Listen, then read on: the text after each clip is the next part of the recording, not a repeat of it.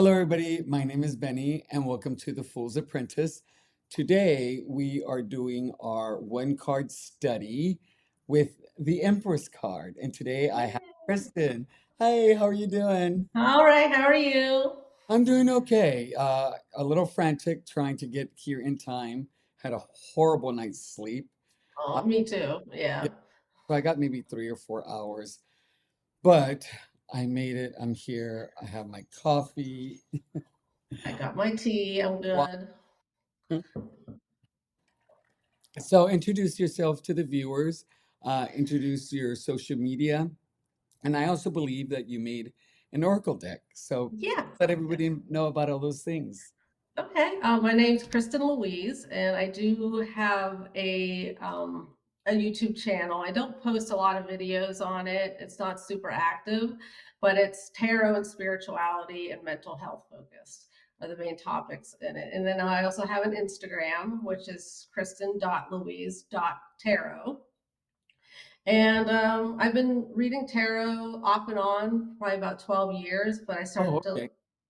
I started to take it really seriously during the pandemic. Okay. So, yeah, that's when I started to take it seriously.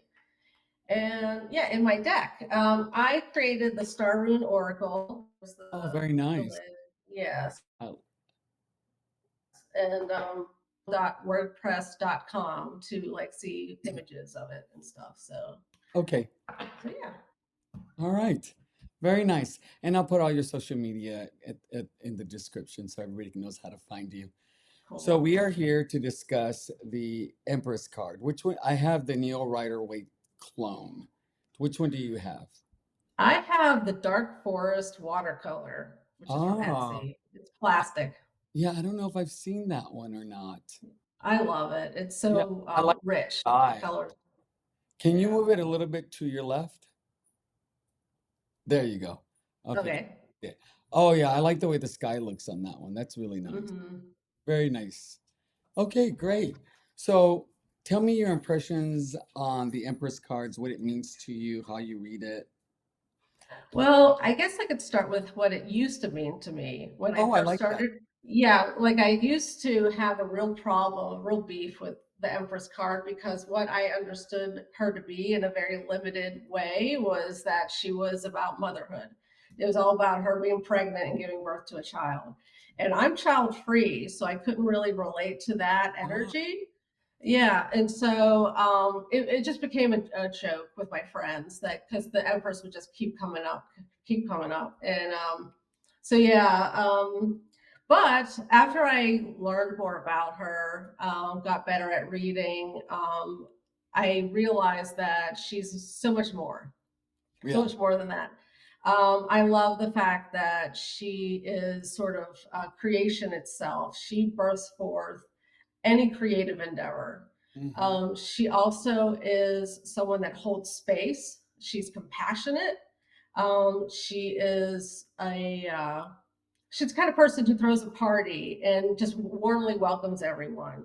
Like you see in the card, like it looks like she's out in the garden. Yeah. And yeah, so she's about lushness and deliciousness and and about sexuality and sensuality. And so those aspects of her are what drew me to her to to I do really this with like her. that you mentioned the sexuality and sensuality. I don't hear that a lot. In Mm-hmm. my studies, I've come across that. And that is that, that nurturing and that creating life and, bringing up a child, Mm-hmm. whole process, but it happens from sexuality. And also, Yeah. I think, self-love, self-gratification, self-nurturing, all that kind of stuff Mm-hmm. represents all of that. And I think Yes. maybe people can be very uncomfortable with the idea of self-gratification and self-love sexually. Uh, Yes. eh, because here in America, culturally, it's kind of frowned upon, even though Yeah. It's a taboo vast, subject. yeah, the vast Yeah. majority of people do it. But for me, um, I kind of struggled with this as well. I knew that she meant like femininity and she meant nurture and motherhood. And as I've gotten to know her, I find that the image is just, oh, this camera thing is just a representation of, the idea of nurturing that energy. And I feel like one of the things that I think of when I think of her is how she can walk into a room and nurture an environment where people can really prosper and be their best. Like a Mhm. CEO or a manager or a leader or someone in the military that's in charge of people, they can nurture these people to and bring the best out of them. Mhm. There is the idea of abundance that I read a lot as well, that, Mhm. things are going to prosper, things are going to come to you, that things that you're working on, your creative side is going to bloom and prosper. And Mhm. Yes. another thing I get from her. But at the basic level, when she comes up for me, it's about, for me, it just feels like this motherly energy. Like if I personalize it, I just think about no matter what challenges I faced, no matter what I had to overcome, I always had my mom there to make sure that I had the best support possible. And she kind of represents that for me. So when she comes up, that's a perspective that I look at first. That helps me kind of with the reading. And then I work with all the other definitions. Yeah, and I think I've developed a new relationship with the mother archetype in the card. Hmm. My mother passed away in September, and so it for me, like the card can represent her sometimes. Oh, well, my Yeah. goodness, I'm sorry. Oh, thank Losing you, thank you. losing a parent is just so devastating for many people. Um, and I'm thinking, with your mother's passing, did it kind of change the Empress perspective for you a little bit or at A all? bit, yeah, yeah, because before I didn't want to read her as a mother. Mm. Like because I was putting myself into the card. Like No. that's not me. And it all depends on which deck I'm reading with. Like I don't always like with the card I'm going to show later. That's my favorite Empress card. That would be me. That would be me, not my mother. So, but yeah, it has changed. It definitely has. Yeah. Okay. So when it comes to any of the symbols, do any of the symbols kind of stand out or have any meaning for you? Oh, good question. Well, I mean, I think just the whole garden appearance, like Hmm. I'm gonna nerd out a bit right now. Okay, okay. And I am a big fan of the Napoleonic era and Napoleon Bonaparte and his wife Josephine Bonaparte. And Josephine, the Empress, she would throw these parties in her garden, and she was very big on welcoming people and being there to be a soft touch for people and so the symbol of the garden in the card is that's meaningful to me because I Oh, think of Josephine. yeah, so I think people see different things. So for like the wheat at the bottom, that is, the abundance and all your Mhm. hard work coming to fruition. The pomegranates really deal with life and how love can be everlasting and the sacrifices that you need to make for it to continue. So, you can't have more pomegranates unless you destroy one to get to the seeds to Mhm. it's tilling them and having them grow. So it's a cycle that is continuous.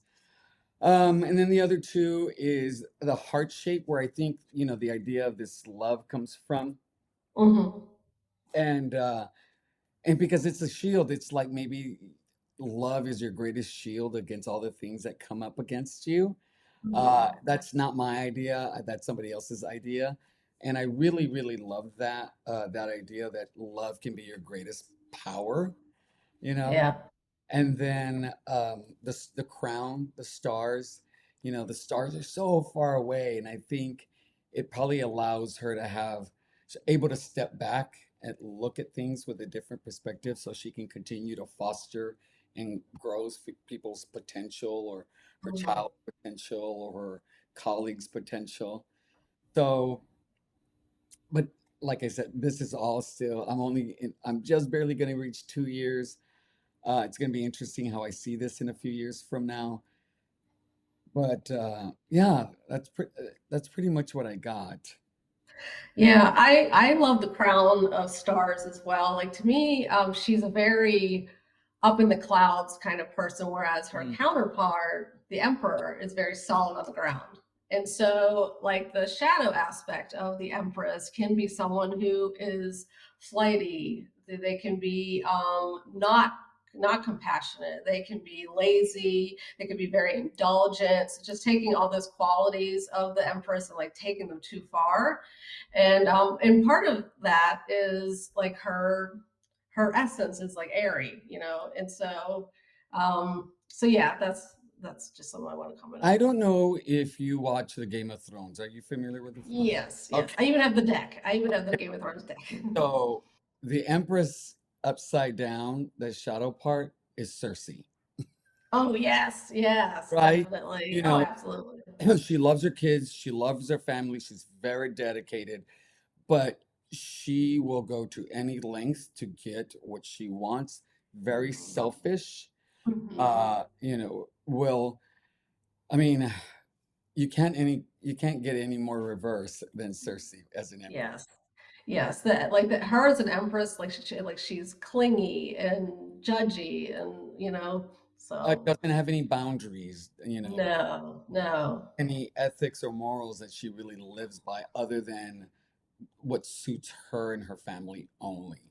Mhm, That's how mhm, I would see her as a shadow empress.